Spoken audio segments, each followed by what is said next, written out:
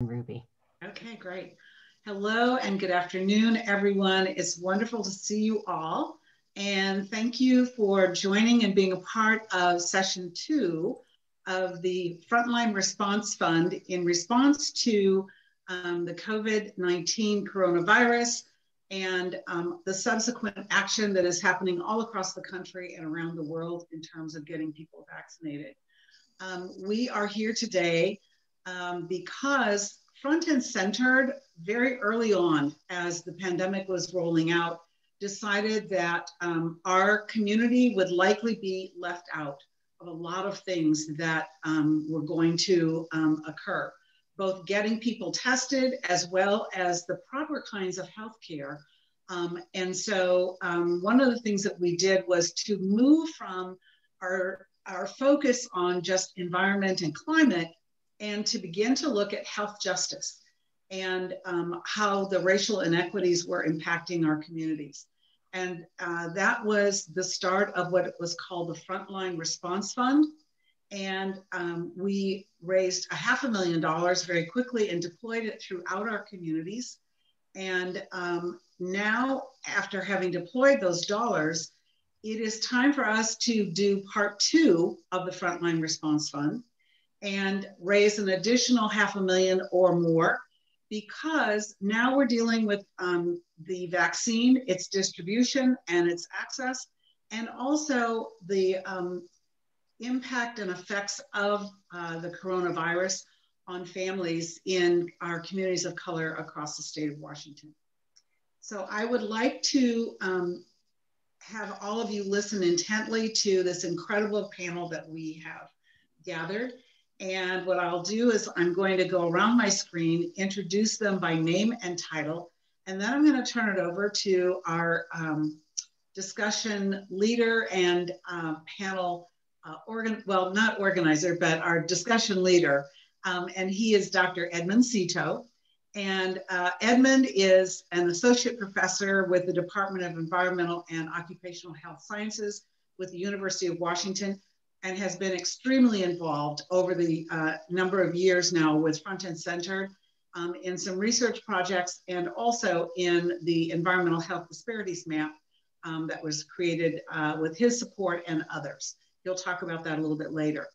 I'd also like to welcome Sofia Aragon. And Sofia is a city councilwoman with Burien, the city of Burien here. She's also the executive director of the Washington Center for Nursing. And welcome, Sofia. I'd like to welcome Navid Hamidi. And Navid is the executive director of Afghan Health Initiative. They are a new member of Front and Center. And Navid is a public health and political science master's. He is the executive director of the Afghan Health Initiative and a public health practitioner. Welcome, Navid.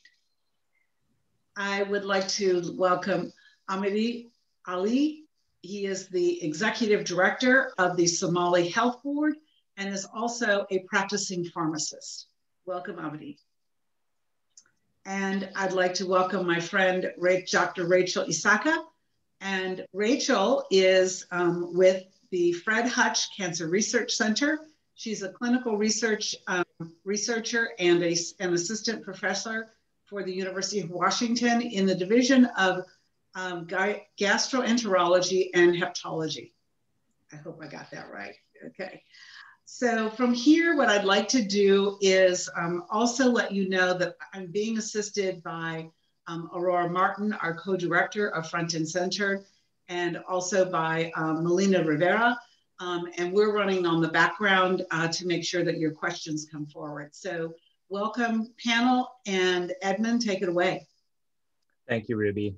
You're welcome. It's a great pleasure to moderate today's discussion with this distinguished panel. And I know we're all experts and have a ton of experience in understanding how COVID is impacting our BIPOC communities. And we really look forward today to hear your insights as practicing health, policy, and research professionals basically where do we go from here? How do we get a handle on this COVID pandemic, and what are the best ways we can fill the gaps between policy and practice? And so very much looking forward to your insights. I wanted to share some thoughts. This is an ongoing series, and I wanted to share some thoughts and themes from last week's session, which I was fortunate enough to be a panelist in as well. And hopefully that can help set the stage for today's discussion with all of you. And so last week, we started off by hearing voices of the community. There were videos of testimonies from members of front and centered partner organizations where they were talking about how COVID has been impacting their lives. These were regular people talking about, there was a young man who was talking about how he needs to support his family. He's putting himself at risk every day, going out working as an essential worker, but he's ineligible to get the vaccine. He doesn't qualify under the current phasing. That was a very powerful story about the needs that we are experiencing within our BIPOC communities.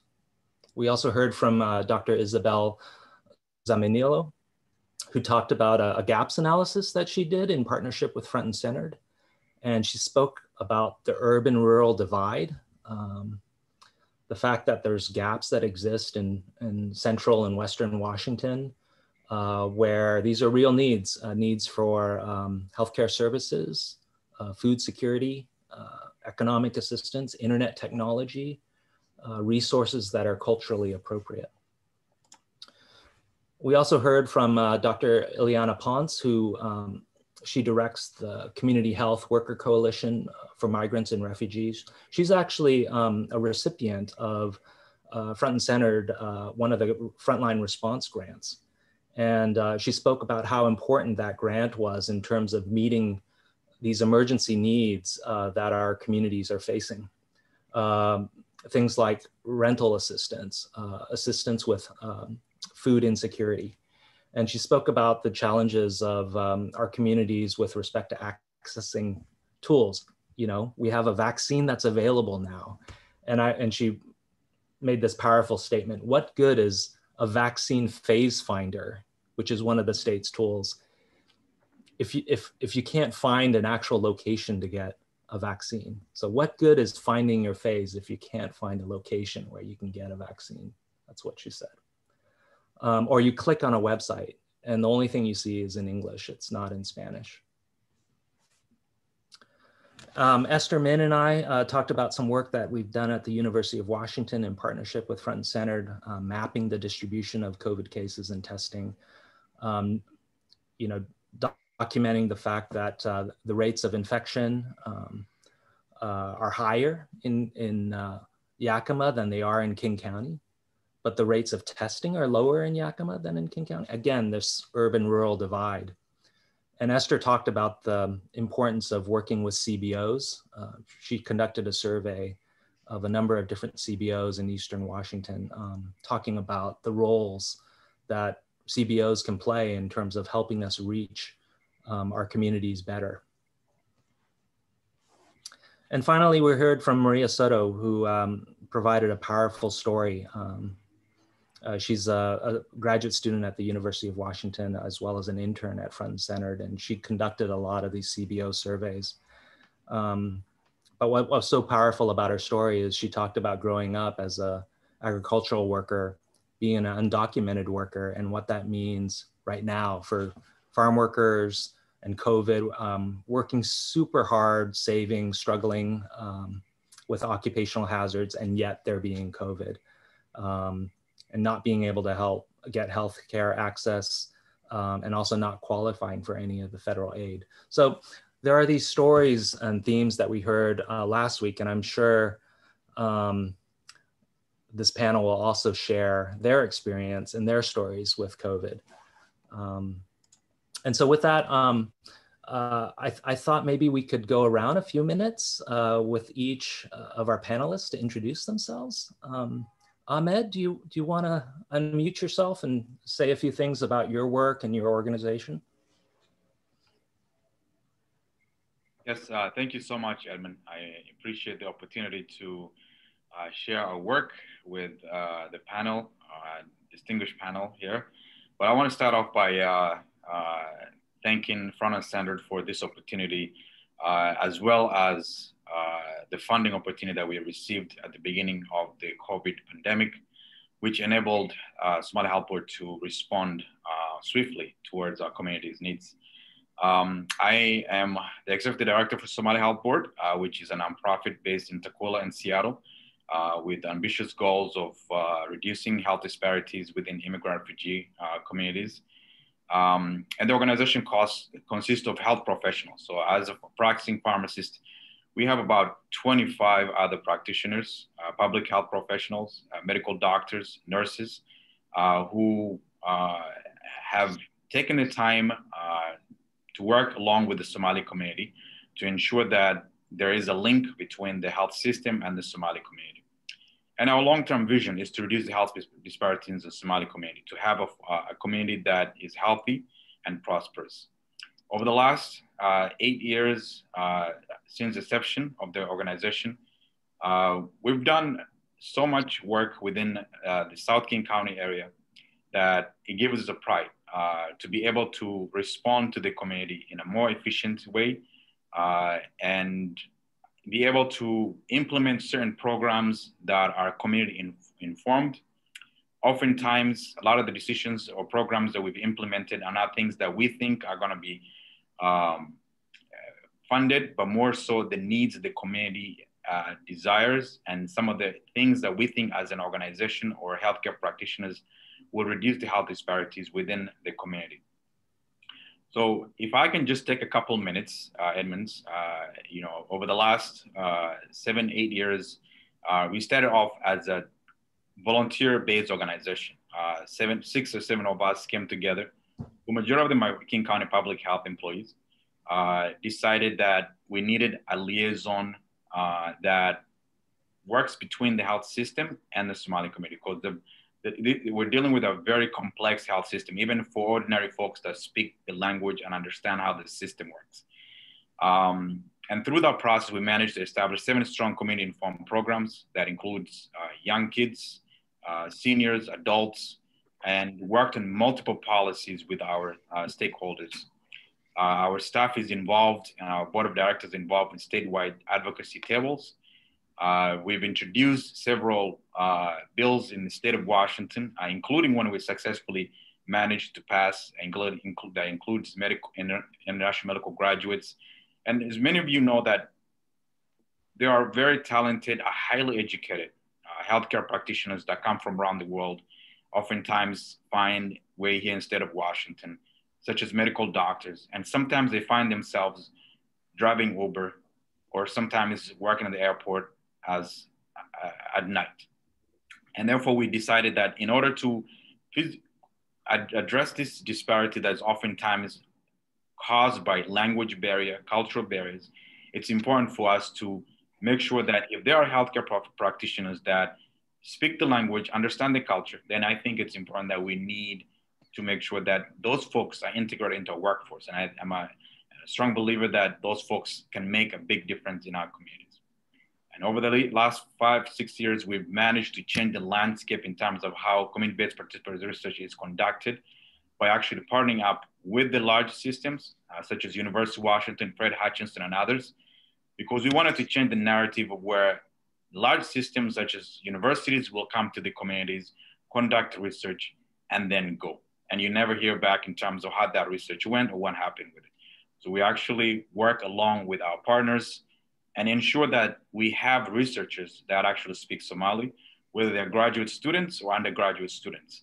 And for the first time, actually, in the last 2, 3 years, we actually have young undergraduate students that have published their own findings through community-based participatory research.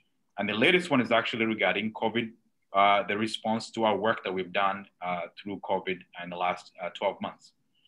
And needless to say, I think the work that we've done sort of led onto the pandemic, our agility to respond quickly to the COVID coronavirus screening. And in the last 12 months, managed to screen and test over 3,500 people. And at the right-hand side of your screen, you see that image that is, I sort of titled Front and Center of COVID-19 Response in regards to the vaccination itself. And I think we'll discuss this with my colleagues later on. But we had to be able to respond rather than make decisions and make meetings and follow with a lot of conversations. We actually made sure that our communities have access to the vaccine, and we're going to bring that to them directly because through in partnership with the pharmacies that we work with and some of the clinics, we wanted to cut back that digital gap that existed currently with the accessibility to the vaccines. To date, for over 12, for the last 31 days, we've managed to vaccinate over 1,000 people, who a majority of them are seniors in Southeast Seattle and South King County. And most of them could not be able to find vaccine through the FICE Finder or even be able to navigate the system. I look forward to having a conversation with my colleagues today. Thank you very much, Ahmed. Let's move on to Navid. Do you want to say a few things about your work? Sure. Hello, everybody. Thanks so much for the opportunity. I'm really honored and happy to be amongst you all and talking about our community and our newly formed organization. So my name is Navid Hamidi. I'm the Executive Director of Afghan Health Initiative. We're located in King County, Washington, and specifically in South King County, because that is where a lot of our founders and our board members were living, all immigrant refugee from Afghanistan. And our mission of Afghan Health Initiative is to serve the immigrant and refugee populations in the Washington state by basically promoting community-based public health intervention, which target specifically social determinants of health to make sure that we are increasing equitable access to health education and as well as economic independence for our newly forming immigrant refugee people from Afghanistan. We found ourselves that our mission was the beginning that because our community is one of the largest immigrant and refugee populations in South King County, we did not have any formal representations where there was no organizations or CBOs serving specifically targeting our population, because they were so new and unknown to a lot of government agencies and other organizations that they were providing these social services. So we made sure that we create Afghan Health Initiative based on our own lived experience to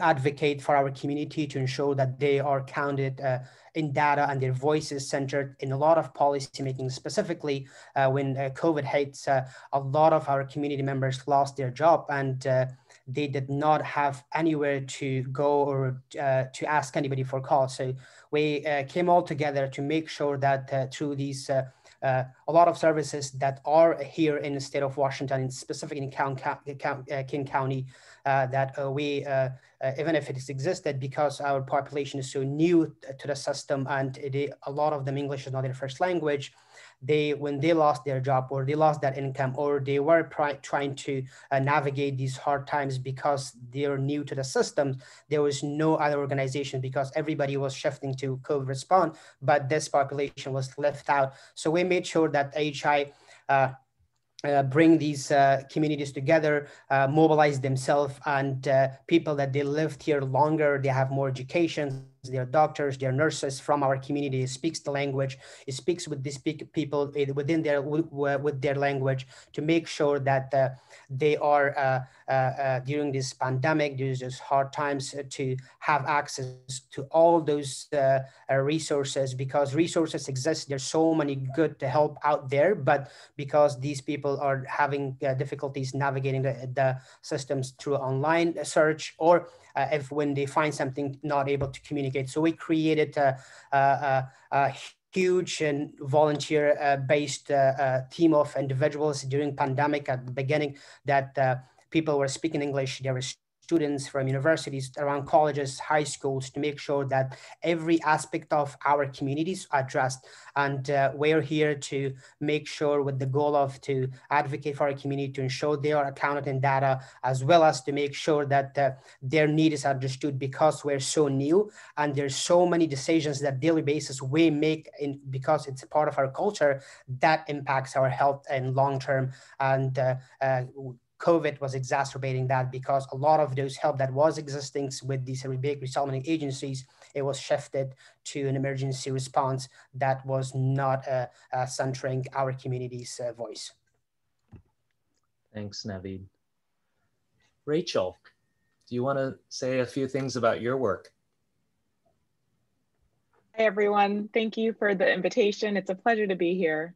I am a gastroenterologist and a colon cancer researcher at the Fred Hutch, as well as the University of Washington.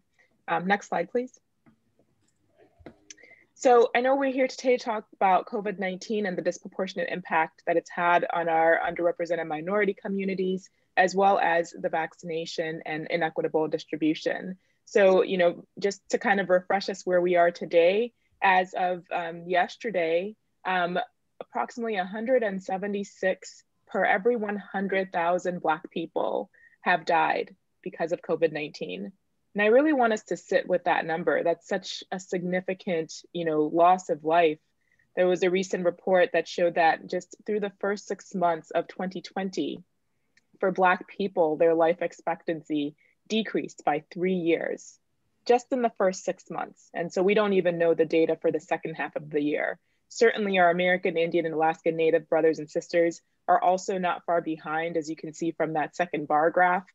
Same goes for those who are identifying as Hispanic or Latino, and Native Hawaiian and Pacific Islanders. So there's no, without a doubt, this disease has just really impacted these communities, you know, much more than they are represented in the general population.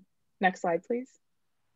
So at the Fred Hutch, as you all may know, Fred Hutch is a cancer research center. And, you know, we work together to prevent, diagnose, treat cancer, HIV, AIDS, and other diseases. And one may be thinking, well, how does that relate to COVID-19?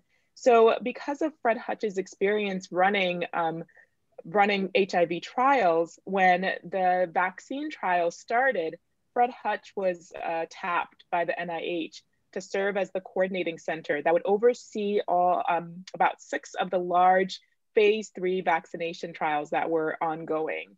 Those included Moderna, AstraZeneca, Janssen, Sanofi, and others. And this was through the CoVPN, the COVID-19 Prevention Network.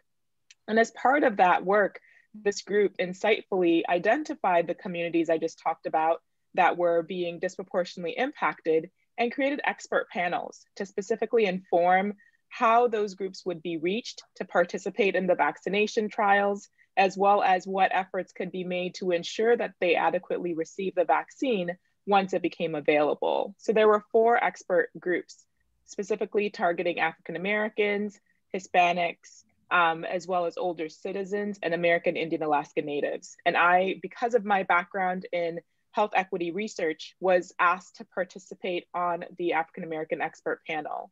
As part of our work, we met in multiple days over several hours, pouring through the research protocols that these companies had written and wanting to use for their research around vaccine development.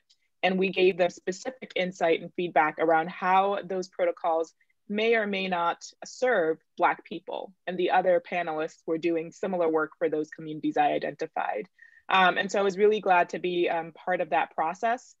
Through our recommendation, Moderna paused their trial to make sure that they enrolled adequate numbers of Black and underrepresented minority groups. And so I, feel a real sense of honor to be able to say that I contributed to those final numbers. Next slide, please. So where are we today? So I mentioned we're a cancer research center. SCCA sees primarily cancer patients, but because we had access to those really cold refrigerators, we serve as a site for vaccine deployment. And to date, over 16,000 vaccines have been given from the Fred Hutch and SCCA. And when we look at UW-Medicine and across all of the different sites, including the Harborview mobile van, which I'm really excited about, there have been a total of 61,000 first doses of the vaccine given and almost 38,000 doses of the second vaccine dose given. So I will stop there, and I look forward to the questions and conversation from the group. It's great to see those numbers. We'll talk about hope a little bit later on, but those numbers give us hope. Sofia, would you like to tell us a bit about your work? Sure, and thank you to Front and Centered for inviting me to this conversation. I'm really excited to talk with colleagues who care about this situation and also are working really hard to address it for their communities. So I'm Sofia Aragon. I'm the Executive Director of the Washington Center for Nursing. I am a registered nurse. And what the Center for Nursing comes from is actually, we are about 20 years old, so relatively young for nursing organizations. And in the 80s, all of the major nursing organizations, the Nurse Association, the nurse educators of our four-year colleges and community colleges, are the executives, nurses in the hospitals, as well as the advanced registered nurse practitioners and many other groups, came together at a time of really severe shortage and came up with a strategic plan for nursing out of that. And one of the recommendations was to create a center for nursing. So there's about 36 of us centers around the country taking different forms, and we're a private nonprofit. And the purpose of creating one is to really centralize information about nursing and also be a place where the nursing community can come together and strategize on really important issues. So nursing is really key to the pandemic in that we're the largest healthcare workforce, whether in the nation, there's 4 million of us. Nationwide, we're also the largest healthcare workforce in the state. So there's over 91,000 registered nurses. And within that group also about 7,000 advanced registered nurse practitioners. The state of Washington has been a pioneer in advanced practice nursing in terms of being able to independently practice from physicians, although they work side by side in communities really frequently. And also we have about 8,000 licensed practical nurses. And so in terms of key areas of work, so the Center for Nursing, we serve all nurses across the state of Washington. One of the key things we do is maintain information on the supply and demand of nurses. And back when we were created, this is actually in statute and the RCWs, that the legislature also wanted us to track trends on race and ethnicity, which we are just getting to. And the purpose of collecting this information is to influence policy and more particularly workforce development in nursing. The other major piece, and today is an example of that, is to facilitate partnerships between nursing and not only other healthcare providers, but licensing authorities, so that the governmental authorities that grant licenses to practicing healthcare professionals, business and industry, consumers, legislators, and educators, and also to promote diversity within the profession and also support nurses in their career mobility and their leadership advancement. And also the third thing we do as well is evaluate the effectiveness of nursing education, especially for those underrepresented among us. And I'll say that nursing does lag in terms of diversity and demographics. This is true nationwide. It's also true in the state of Washington. And I also put this article here that many people have seen around the toll that COVID-19 has taken on Filipino American nurses. Filipino nurses are a major part of the nursing workforce. And while we are only about 4% of nursing, in 2020, we were about 30% of the deaths among nurses as a result of COVID-19. So that's a pretty severe example of how COVID has impacted a major part of our health workforce. So the next slide, please. And so, you know, again, background in terms of why is it important to achieve diversity in the workforce to begin with is that for years and years and years, nationally, we recognize that health workforce diversity has been long recognized as a key strategy to address the health disparities that my colleagues have already talked about. That there are differences that persist in healthcare quality among ethnic and minority groups. For example, there was already cited the high hospitalization and death rate among our Latinx and Black patients, up to 3 to 5 times. And if you look at the data today from the Washington State Department of Health, actually the Native Hawaiian, other Pacific Islander groups are starting to inch forward in terms of the forefront of being the most affected. So in terms of underrepresented minorities, the groups together are 30% of the US population. The Census Bureau predicted in 2012 that there will be 57% of the population in 2060. If we deep dive into the Washington State population, last year, we know we're about 80% white alone. But what's really important, particularly in workforce development, and for many of you on this panel, is that let's look at how the demographics are changing among our children. So if we look at school data statewide for the school year of 2019 to 2020, our children are actually 53% white. So much more, or much less, excuse me, than the whole state population. And our kindergarten class in the year 2017 and 2018, it was the first minority, what they call minority majority class, where 56% of children identify with a community of color. Okay. And I think I have one other slide. The other thing I'm just going to note, and that's just my contact information, that's an example of how we use data to inform workforce policy. And we're just getting to this point where we know where all of our nurses are working. So if you look at the context of COVID-19, where are nurses positioned now to take care of people who are suffering from this disease? So a little over half of the nurses work in hospitals. However, when you talk about a communicable disease like COVID-19, we're dismayed to find that only 1% of nurses are actually in public health. And I think it's been really realized how much work it took to get a whole community mobilized, right, to respond. The other part of it is long-term care. We know that the crisis started there and has really had devastating effects overall for our elderly community. Only 9% of nurses work in long-term care. And then finally, the schools have been in the media. And you know, schools are a place of healthcare entitlement for all children.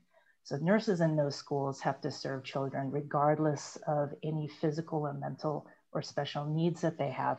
And we only have 3% of our nurses there. And sometimes schools are the only place where children can get healthcare. So it's an incredibly significant, I think, under-leveraged piece of healthcare out there in the community. I'll just stop there. Thank you. Thank you, Sofia. Well, I guess now's the time to get into questions, and I've prepared a few, but what struck me about your introductory remarks, you know, Sofia mentioned sort of strategies, and I think Ahmed and others mentioned sort of policies. You know, healthcare increasingly is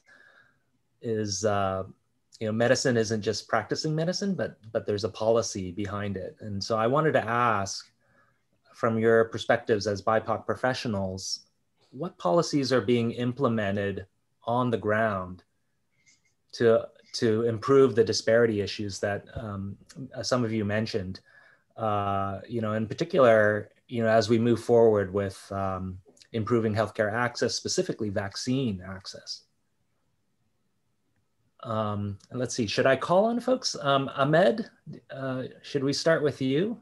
What are you observing on the ground with respect to, you know, how we might be able to best implement policies that address disparities? Edmund, thank you. That's a good question. I think there are several policies that I am aware of at a state level that are being worked on at this point with regards to addressing health disparities in general. But a lot of times, you know, I am a strong believer in the aspect of writing policies, but the implementation part of it is where oftentimes we're lacking.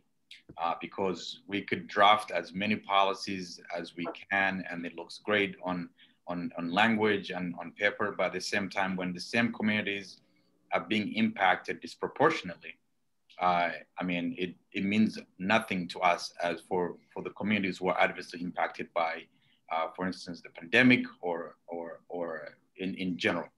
As an example, I think when we talk about immigrant, refugee, Black and Brown, BIPOC communities, and oftentimes I give the reference of King County in general. King County is considered one of the healthiest counties in the country. Yet when you look at the map itself and you see North King County significantly is different when it comes to health disparities versus South King County, where a majority of the BIPOC community lives. So knowing that in itself, you know, a lot of times I ask myself, this is one of the most progressive states. This is a state where oftentimes we have conversations about these issues that oftentimes impacting a lot of our community members, yet we're not seeing any movement in terms of an actuality in addressing those on the ground. Dr. Issaka early on talked about the impact COVID has had on Black and Brown folks and the death rate that we've seen the first 6 months. We've known this for quite a while, that these disparities exist. You know, COVID has sort of like shown us in a matter of months or even a year that the impact that it will have on folks who oftentimes are left in terms of resources. You know, I think the last several months I've kind of followed Olympia, and there are certain bills in place, such as the health equity zones, identifying the works that Somali Health Board has done, and utilizing those tools, you know, addressing the disparities, that solutions are actually coming from the communities. We have certain solutions that I think that oftentimes that are great, that the larger system cannot address, but we can only address them with adequate resourcing. The same thing Navid talked about, language barrier and cultural barriers, are things that I think we can implement those by adequately resourcing those communities that are adversely impacted. I have seen a bill about universal healthcare in place that the state of Washington is thinking about. But when we put these policies on writing, are we actually including the members from those communities to make those decisions? And if so, are we actually adequately resourcing them? And when we talk about resourcing, it doesn't necessarily mean you're resourcing nonprofit community organizations to a certain extent. But to give you an example, cities like Takula or SeaTac that I know majority of my community members live, probably would have one single clinic. It's a health qualified clinic, and there's no hospitals in place. Families have to drive their kids all the way to Sandpoint in North Seattle to treat their kids for asthma attack. So I think one of the things that I would very much like to see is the implementation piece of the resources of the bills that are being introduced, or policies that are being introduced. Just recently, we've seen the city of Seattle and King County introduce millions of dollars in response to the COVID vaccination, the inequities that we're seeing in the distribution of the vaccine. Yet we haven't seen anyone reach out to us, because we've actually spent the last 30 days with coming up with 4 or 5 different pop-up sites in Southeast Seattle and South King County. And no one has reached out to us and said, okay, well, this is what we have as a resource. We're using a lot of volunteers to do this work. We're using a lot of nurses and doctors who are actually spending their time off and giving vaccinated. We've got a lot of retired physicians who are helping us administer those vaccines. While we do have abundance of resources, they're not coming to us as a community. And I think that is the biggest impact that I see in the long run, that I think while we can address this by writing different policies, sitting at these tables and guiding those policies, but the implementation pieces that I oftentimes struggle with myself. Yeah, thanks. I'll turn it to you, Navid. Are you seeing similar challenges in terms of this interface between, on one hand, you've got a policy, but if it's not being implemented well, or if it's not being resourced well within our communities, there's a breakdown? I think I really 100% agree with Ahmed here that when we're creating these policies, a lot of time, I think the best practice should be from now on that our community's voice should be centered. And when you're creating those policies, you need to get at least involve these communities that these policies are created that impact the most. And also when you implement these policies, I think that the CBOs, the community-based organizations that are rooted in this community, they are trusted by the community and they know how to reach this specific cluster of people that live and creates our large community, either it's the whole state of Washington or it's South King County, that these communities to be relied upon to use their resources, community connections to mobilize the communities and to ensure that their respective communities' needs are being addressed with adapted policies in a culturally and linguistically appropriate setting. Also, CBOs, I think, should be trusted in providing feedback in regards to these new policies, that how they're being received by the communities and that how they're affecting these communities.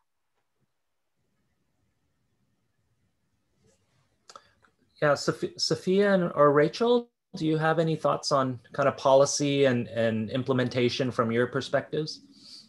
Yeah, I'd love to chime in. I would say that I've certainly seen policies in different parts of the country that I think could benefit from being implemented here. One example, I mentioned earlier that in 2020, in the first 6 months, we've seen the decreased life expectancy of Black people, 3 years compared to 1 year for white people during that same span. When we look across the spectrum, we know that Black people have the lowest life expectancy in this country, Black men in particular. So that means that in many areas, Black people are not living till they are 65 or 75 or 85. And so when you have age cutoffs for those who are initially eligible, that is potentially excluding a large group of the population that may not just be surviving till that long because of structural racism and its long-lasting impacts. I certainly agree with Navid that we need to do a better job of utilizing trusted messengers. There's been much around vaccine hesitancy. And to be perfectly honest, when I look at my community, people are ready. They want to be vaccinated. They don't know where to get it. And so I've seen in other cities where there have been mass vaccination efforts specifically for BIPOC communities. And not because BIPOC communities have genes that make them more susceptible to COVID-19, but because we know that they are overexposed and underprotected and therefore have the highest risk of getting COVID-19.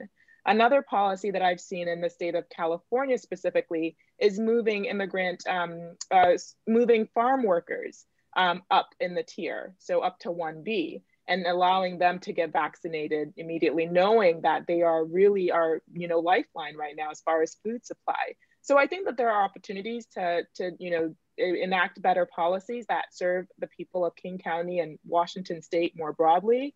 I know that there have been challenges with initial vaccine distribution because of the uncertainty around doses that we'd receive from the state from week to week, and also because of storage issues. But now with the current administration and now perhaps more stability with those numbers, and Johnson & Johnson, which is just a one-shot vaccine that doesn't require a really cold refrigerator, I'm really hopeful and look forward to seeing engagement with trusted communities so we can reach BIPOC people who want to be vaccinated. Sofia? Thanks. Well, and I'll share, and this is about, policies that are implemented and the intent versus whether or not they actually can make a difference. I was listening to a webinar this morning, actually from Medicare, from the Health and Human Services Administration. And I thought it was, the speaker said pretty frankly that we collect data and know who's affected disparately. However, the strategies don't necessarily align there. And to me that, yes, absolutely, we should be disappointed in that. But I remember early on in this pandemic in the state of Washington, a colleague of mine at the state level said, well, Sofia, it looks like all groups are affected equally with COVID? And I just did not answer that. And then we didn't have any data. This was really early on, but I'm sitting here going, well, if she's right, that's absolutely unheard of. And so we know today, now that we have a data dashboard that we actually collect, we can see how communities are affected. The other piece that colleagues in federal government said that they don't typically fund at the local level. And they do have an understanding, though, is that local is where it's at. That's where people know people. And I think at the end of the day, there is some truth that relationships really matter about whether or not things are going to get done. And when we say trusted community, it's people who literally know the source in which either the vaccine comes from, the messaging comes from. One of the things I think that local or communities could have really helped with is really messaging. Listening in on briefings as a city council member, there's a lot of confusion around the guidance of multi-generational households. What does that mean? And I'm watching my colleagues from non-diverse communities saying, well, that's a parent and child. That's 2 generations. Why is that not multi-generational? And I remember when I first heard that, I thought, is she talking about me and my family? Because, you know, when I grew up in Seattle among Filipino immigrants, I came here when I was 3 with my parents who were both healthcare professionals. I often saw immigrant families will get together. I mean, there are 2 families I knew. There were 2 families of 4. The 2 wives were siblings, right? And they said, okay, we're going to rent one house and we're going to share this as a family. And when we get on our feet, we're going to be able to get our own places. But that was their strategy. And of course, there was a grandmother there who took care of the kids, right? Our Lolas. And of course, being from a community where we had a lot of healthcare workers, there was a nurse in there. And so to me, when just that high level, this description of multi-generational, and it's like right there it was, that's how I grew up. And I knew just from that experience why it made a difference in COVID, right? Older person, someone who goes to work exposed every single day. We live in close quarters, right? Even temporarily, but at a time of pandemic, that could be very dangerous. The other observation I'll make is that for my white colleagues who, you know, worked with developing the messages, really good intent to be helpful, they didn't have the same experience as I did to give that example. And also, I think I see some reluctance actually to be very frank about who is at risk and getting to them right away and just directly say, this group and that group are at risk and we just really need to focus on them and get out the word. On top of the fact that they may not have that relationship with the community to even deliver the message. So I think that the policy of including people, the most affected people in the center, as one of the speakers has said, oh, Navid is absolutely right. Yeah. Yeah, I'm going to switch gears a little bit, but building off of one thing that you mentioned with the multi-generational households, you know, last week we heard from someone who said, you know, I'm an essential worker, I go out and work, but I'm scared to death of bringing infection back home into my family. And you think about, you know, the risk of perhaps one of our elders being exposed because, you know, a younger member of the family is becoming infected. So I wanted to talk a little bit about that risk and you know, we have all this hope in terms of new vaccines and you know, the Johnson & Johnson story just getting approved and, you know, the president saying just earlier this week, you know, the availability problem is soon going to be over and within the next few months, there's going to be enough vaccine to go around. So what does it mean in terms of our communities, our BIPOC communities, in terms of return to work and return to normal? Is there such a thing? What recommendations do you all have in terms of your specific communities, in terms of moving forward, whether it's moving forward with vaccines and if vaccines are available, can we get around that vaccine hesitancy issue if it exists? Are there specific issues within the South King County community, our Afghan immigrant communities, the Somali communities and whatnot, that we can sort of help make some concrete recommendations for some of our public health partners?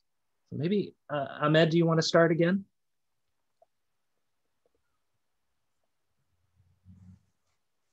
Yes, thank you. I think one of the recommendations that I can think of top of my head is that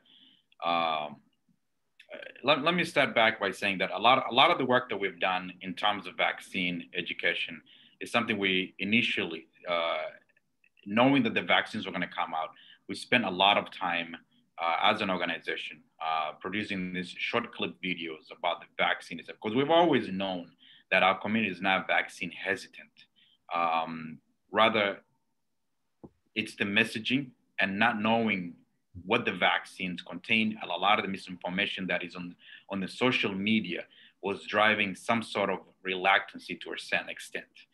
So we spend a considerable amount of time producing short clip videos, even to a point whereby our board of directors, our own staff, myself, when the vaccines did come out, we were the first ones to go get vaccinated because majority of us are in the health field, and documented that process. I actually went along and got the vaccine and walked through folks through that process of this is what happens, the forms that you're completing in Somali, and of course, I had caption in English.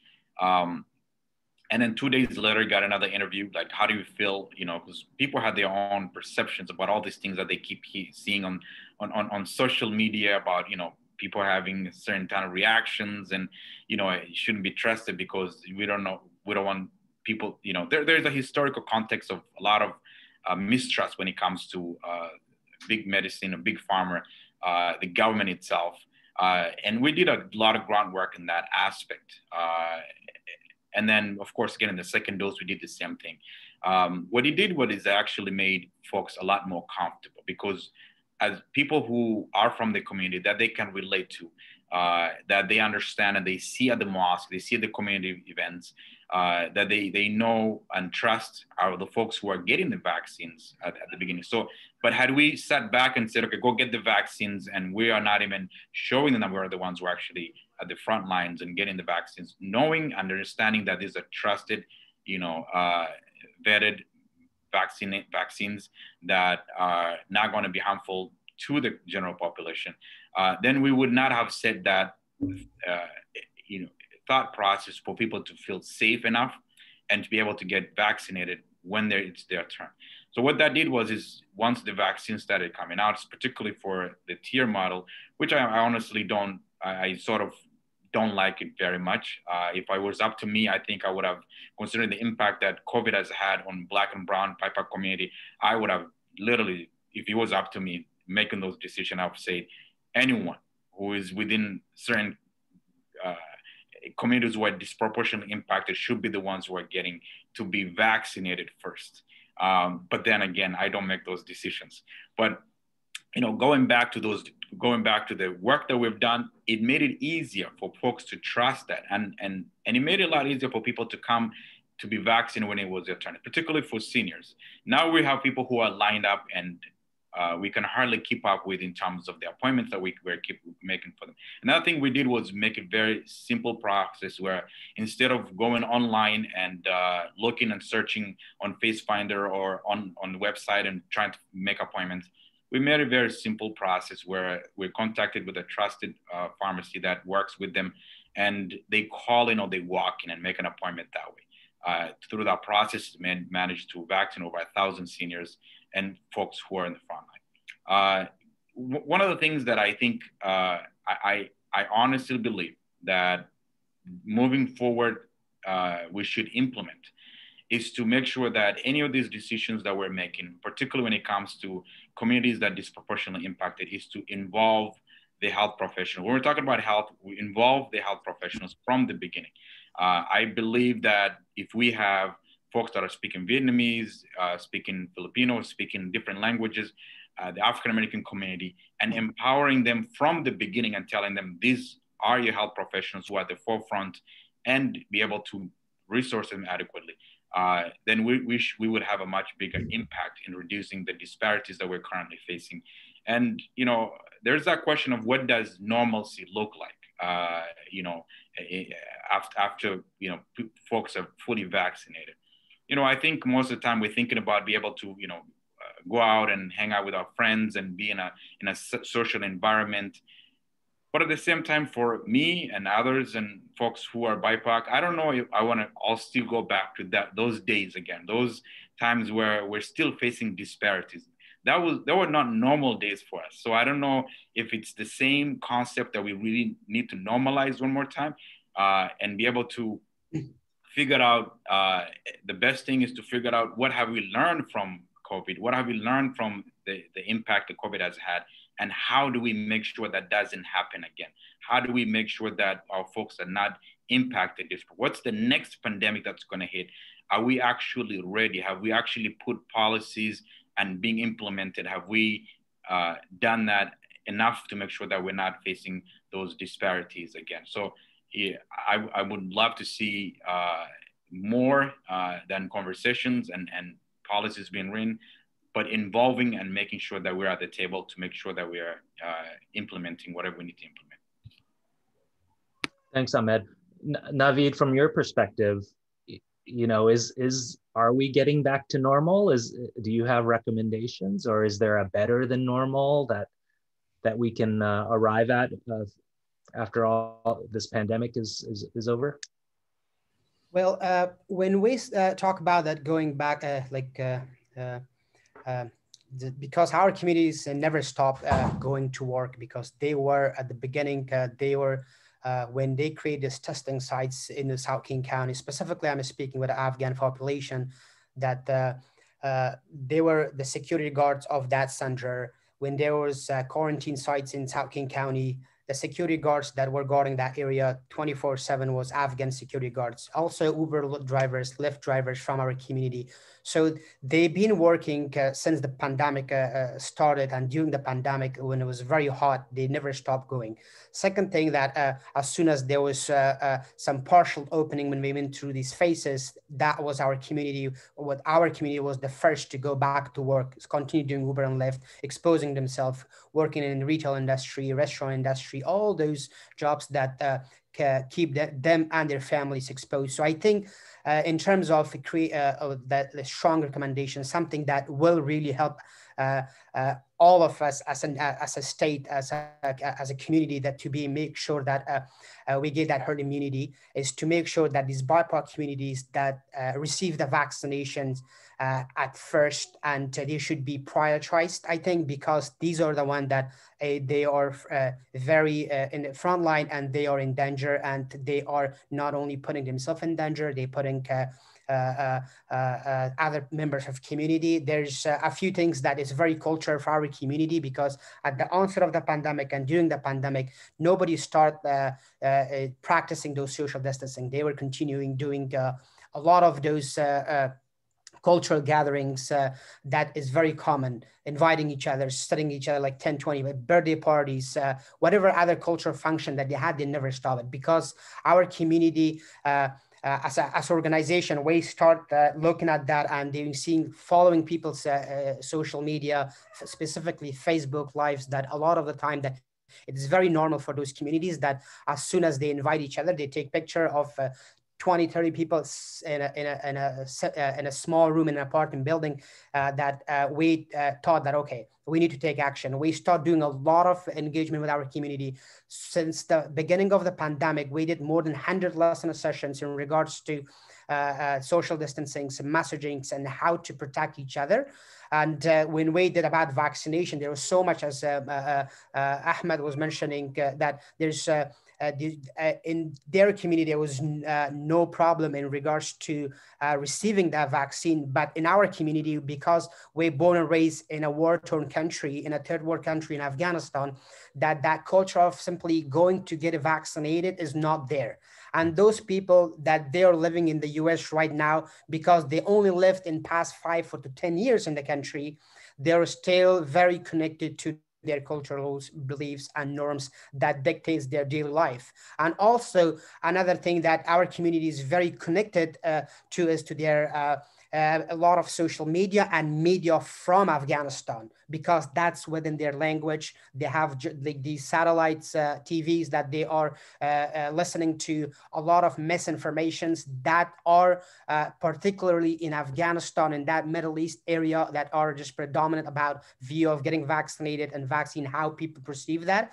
They are bringing that. So a lot of our elderly folks are hesitant at the beginning, since we engaged more than 600 of our community members at the beginning, that when there was lack of information, lack of knowledge about the vaccines, about the impact of social distancing and sitting at home and not going out, not doing those regular activities that they used to do, then we changed that. We just gave them a lot of information. So we created in a very culturally appropriate way, in their own language. The person that was doing this lesson session was not a public health practitioner, or not somebody that was coming from authority, but somebody from within the community, an elderly, somebody like a religious scholar, like an imam or a religious clerk from the mosque, that engaging people through Zooms, that way change all these people's perception. Now, when the vaccine is here, they are about to get it, but they don't have access, because majority of our population are young and they're not qualified, but they are exposed the most compared to the elderly population, because they have the ability to sit at home, do the social distancing and not expose themselves. So they need less, like they're in like less emergency situations, because we understand that they can be exposed, and it's very not safe for them, because the mortality rate is very high on the elderly populations. But those that makes those population exposed, delivering their food, for example, in their like Uber Eat, or give them a ride from a place to place, or those people that they are neglecting of the vaccine, or not doing those social distancings, not practicing those safeties, and they're also exposed more than other people. So in terms of, I think we make sure that the recommendation should be that our population should be prioritized, because they are in frontline workers. They are those that they are exposed the most, and also those policies that we were speaking, that when they are developing those policies and adapting them, to make sure that workforce places are very safe, and to ensure that these frontline workers are being kept safe, because that is our populations. And when they are not safe in the workforce or in the workplace, when they are coming back home, they are exposing themselves, because they're not practicing social distancing and they're continuing those social gathering within their community. They're exposing the whole community, and those will be again exposing other people, because they're going back to work. Thanks, Navid. Rachel, I know you worked on, as a health equity researcher, the planning for sort of how to more equitably distribute vaccines amongst different populations, particularly the African-American population. Are the stories that you're hearing from Ahmed and Navid surprising to you, or is this whole vaccine rollout going according to plan, or what's your recommendation here moving forward? Recommendation around how do we improve vaccination moving forward?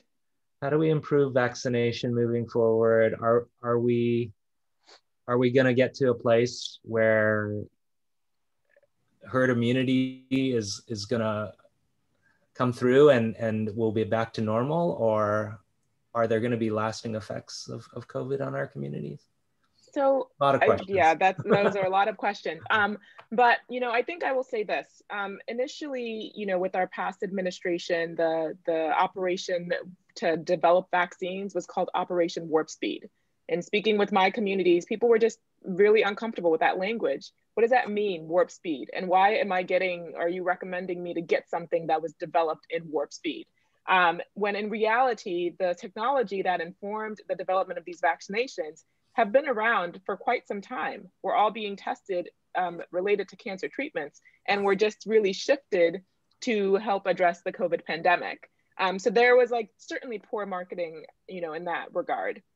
I think now that we have the vaccines available, there was also a lot of people had different reasons to not want to get vaccinated. And there has been much about vaccine hesitancy, specifically within the Black community. But when you actually look at the data around who is hesitant to want to get vaccines, Black people are not at the top of that list. it's actually white Republicans, right? And so, you know, but yet Black people are the ones that are always making the headlines. When you look at the Moderna trial, 10% of the enrollees were Black. So Black people, when given opportunity, will participate in COVID, you know, in vaccine trials. And when given the opportunity and, you know, given information, can make decisions to receive the vaccine. So what our job, I think, is now moving forward is just sharing good, reliable information with the public.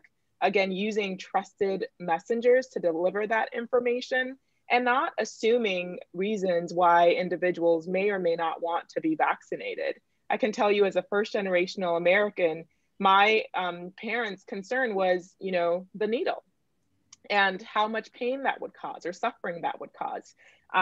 You know, when we heard that the second dose made you really ill, there were other people in my community who were like, well, that must be giving you the COVID infection because you got so sick, right? And so we need to address the specific concerns that individual patients have and people have and not treat these communities as a monolith. Because if we do so, then we really miss an opportunity to reach that point of herd immunity. And I will say the final thing, you know, that we're also coming up against now that we have 3 approved vaccines that are available is people wondering if one of the vaccines is less efficacious than the other. Specifically the Johnson & Johnson, people are seeing this number in the 60th percentile and they're worried that it's less efficacious and therefore don't want to receive it. When in reality, all of the 3 vaccines that we currently have approved are 100% effective at reducing COVID-related hospitalizations and 100% effective around reducing COVID-related deaths. So again, it's really about getting the right information to the communities that need it by not making assumptions in order for us to reach herd immunity so we can begin to safely congregate and be in community with one another again. Sofia, are you seeing the same things in South King County? Are you hearing more stories about vaccine hesitancy, or is there no vaccine hesitancy and just not enough vaccine to go around? Well, I'll just comment that, you know, coming from public health, I started my career at state public health. There was a lot of vaccine hesitancy in the context of childhood immunizations. And also there are historical reasons why underrepresented communities would avoid something new like vaccines because of experimentation that happened in the past. And I think one of the things that I've been thinking about lately is that, you know, there's a lot of old narratives out there that we seem to hang on to. And in my world, there's such new data to help us re-examine these narratives. I think sometimes we talk about communities of color, more of a deficit model, like they come from a place of disadvantage all the time. But I don't think that's not right to generalize. You know, there's some groups of immigrants that have come because they're refugees, you know, had to run, that wasn't their choice, and they come here and they lose very much of what they had left behind. And there are other groups that have come through the immigration process because they were recruited for their professional skills and knowledge and land here in a very different place. So I just think that we need to re-examine our narratives and not always talk about communities of color from a deficit model. And your question that was interesting, when I'll say, okay, and you brought up an interesting point about the city of Burien. So we've had really high COVID infection rates. It's pretty frustrating to, I think, be a public official and not really be able to do as much as you want to right now, because you want to be really responsive. And when you mention, you know, is the vaccine rolling out going the plan? I think the reality is, because this is a pandemic that we haven't experienced, at least for a very long time. People talked about the Spanish flu, but that was in the early 1900s. A lot of this is really new. So a lot of the planning is one of the best intentions, but there had to be course corrections because we're doing the best we can with something that is completely new to everyone. An example is, you know, there's a approved provider process where if you're a hospital, a clinic, or a physician has to be on the list to receive the vaccine, and you have to apply to be that. And then once you're once you are a approved provider, we don't really know how much vaccine you will receive.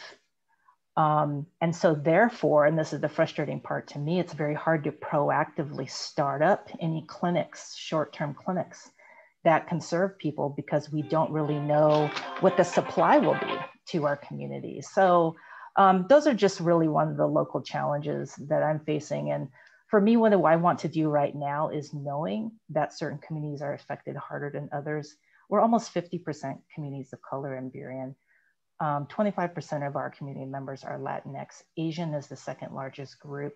To me, I think it's just really important to make connections with those communities so that when we do have the supply, we're ready to go and we know who to tell to come and get that vaccine. The piece I want to add to when you talk about going back to work is different for BIPOC communities is that I'm going to switch to my work with the nursing workforce because we actually are conducting a study on the impact of COVID-19 on the nursing workforce. And we are going to finish the first part of the study around May or June. And we really want to learn from this experience because what do we need to do differently next time so that we are more prepared? This will not be the last pandemic. There will be more to come. And we need to learn from this experience to be ready for the next time. The other piece we want to look at through is also an equity lens. How is it affecting different communities differently? And how can we remedy that next time? In terms of the work environment, as you know, COVID-19 has resulted in significant economic losses. Burien is a majority small business community, so lots of small businesses suffered. So those economic grants were really helpful. We need to relook at telecommuting policies for those jobs that can accommodate that. We need to provide some flexibility for people in the workplace. We don't really know what that looks like, but I think that's really important. And, you know, if you have a workforce that has, well, for your colleagues, and if you're in a management position and you have employees who are diverse, I think it's really important to be mindful that, you know, certain communities are affected and people may be coming to work and you have no idea how it affected them.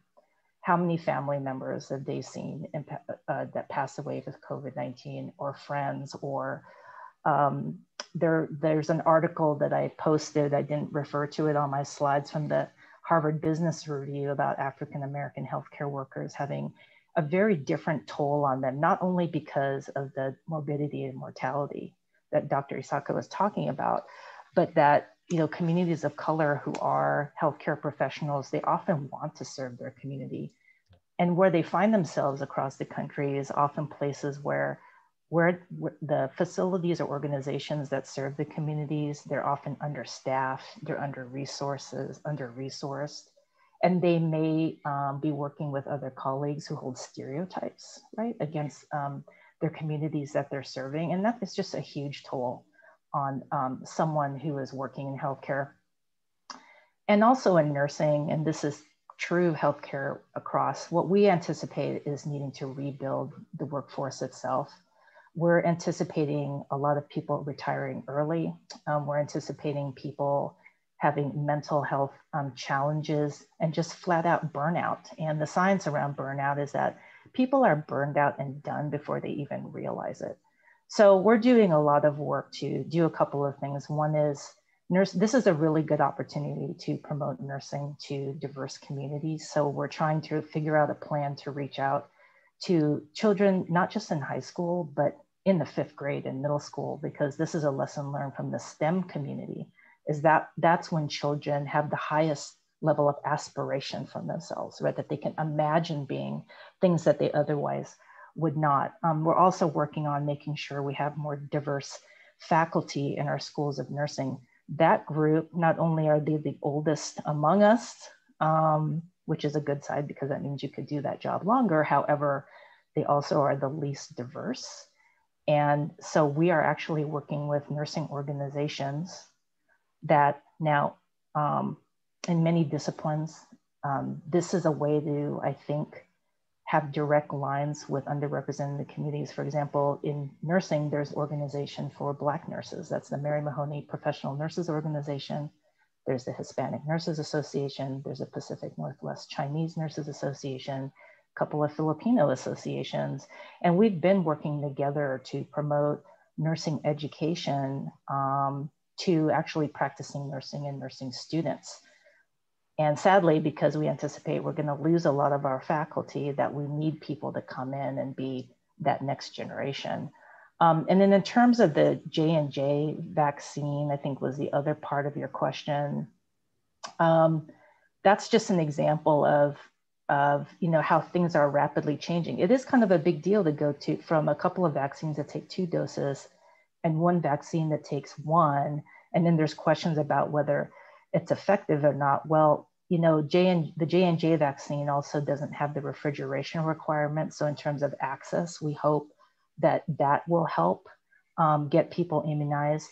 Dr. Issaka is absolutely correct in terms that it's 100% effective against death and morbidity and mortality. And as people may have heard, we're starting to see something called long hauler syndrome, where people with COVID-19 are starting to develop these long-term chronic conditions like chronic fatigue and not being able to get back to work at 100%. And we're still trying to figure out why that is.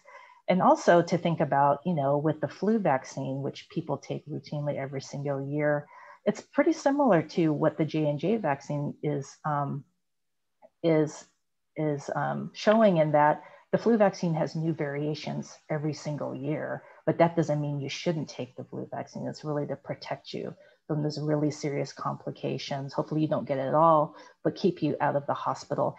And the other thing I just want to say that I feel like I don't hear enough is that to recover from this pandemic is really a community effort. Okay, so we need enough people vaccinated so that we have a community immunity, and that protects everyone. And I think that there's always this tendency about the one person, should I wear a mask or not? Should I get this vaccine or not? Should I, and it's like all of us have to really work together to get past and finally come out of COVID-19. That's a lot to kind of digest, Sophia. Thanks. Everything you said makes sense, though. I have so many more questions, but we're also running out of time. And I wanted to get to some questions that were posted in the chat from our audience. One question that we had from the audience, and I'll open it up to everyone. You can raise your hand if you'd like to answer. How do we overcome the impact of the federal missteps that had such a large magnitude, particularly early on in this pandemic, so that it has less harm for us at the local level?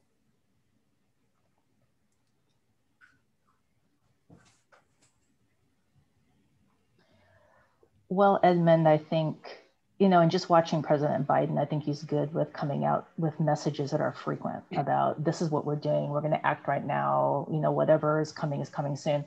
What I would like to see, the Trump administration said a lot of things to drive racism against the Asian community.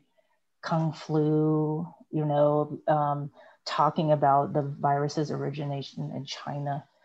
I think, it was helpful to a political agenda to drive that wedge, between, or what was happening between that countries. It was kind of a play on that. And I think that there should be more messages to counter that's wrong. Not that specifically to the Asian community, but the World Health Organization had policies for years about not tying a vaccine to a nation or geography of origin because it leads to racism. So I would like to see some stronger messages really emphasizing that, in addition to saying that was wrong. Right. We had another question about, this COVID is just one of many things that is affecting our communities. And, we spoke a little bit about, is it that our BIPOC communities are just inherently more vulnerable? Why is it that, whenever something rolls around, it's always our BIPOC communities that seem to be suffering the most? Is there something that has to do with exposures and cumulative impacts and these sorts of things? That why is it always our BIPOC communities? Does anyone want to speak to that?